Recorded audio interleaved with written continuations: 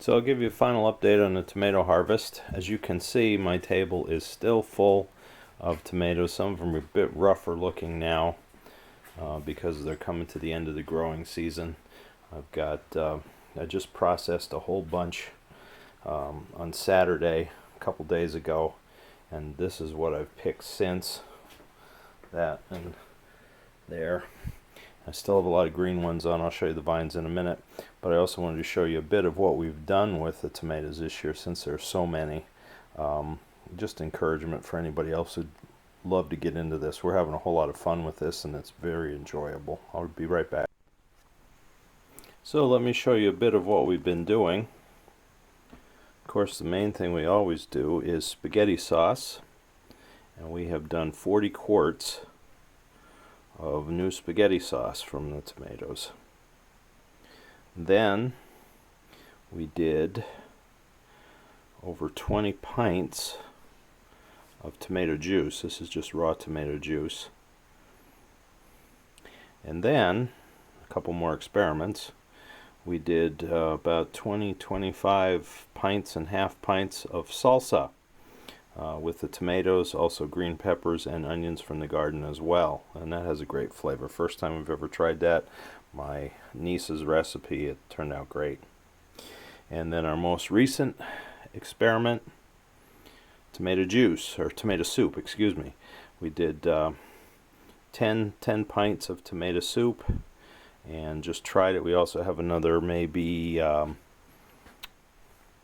2 quarts or so in freezer bags in the freezer that we just didn't want to do a partial canner. So we've got lots of tomato products this year. Everything tastes good. We've sampled all of it, and we should have plenty for the winter. A lot of vitamin C through the winter months, and I still have a few weeks if we don't get frost of tomatoes to process yet. We'll probably do some more soup, maybe some more salsa. Juice is probably enough. We certainly have enough tomato sauce. So we'll see. I don't know. The only thing we haven't tried yet is maybe some homemade ketchup. But just wanted to give you an idea. These are all things that you can do fairly easily. The let's see. Let me think here. I think all 4 of these my wife did in the pressure canner. I know she did with the tomato soup and the sauce, and I think she did the other 2 because when you process tomatoes in a water bath canner, you're supposed to add lemon juice, and she prefers not to do that because it adds more acid taste or more of a bitter taste to it. Not a whole lot, but just a little.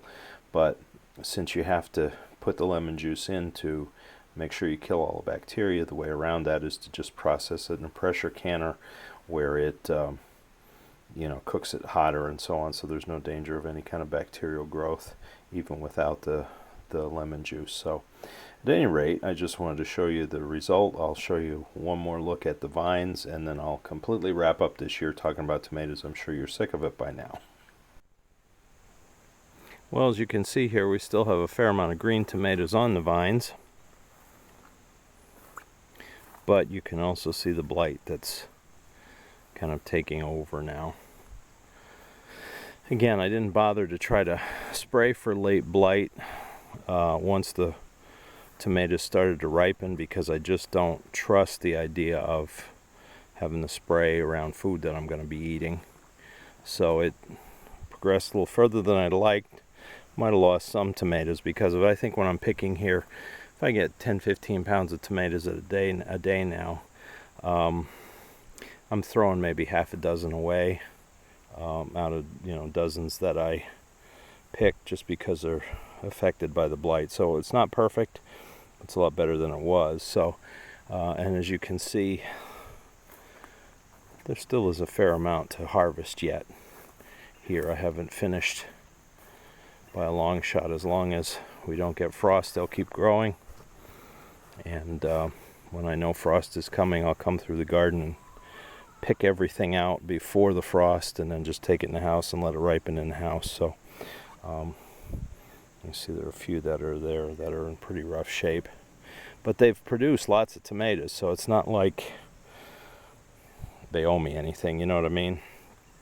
Now the one thing that I will probably do this year, might be a little different than I did other years, I will once everything is dead, once everything's done growing, first of all, I got to cut all the strings off.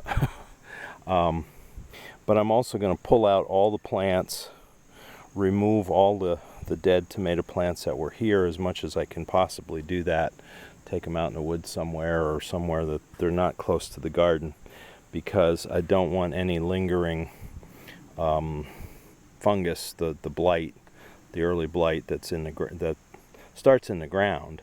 So if I can get rid of it that way, that there are any that are on the dead plants, I'll get it right out of the garden, and then my chances next year of having to deal with it may not be as much. You can see here's one that's suffering from the blight a bit.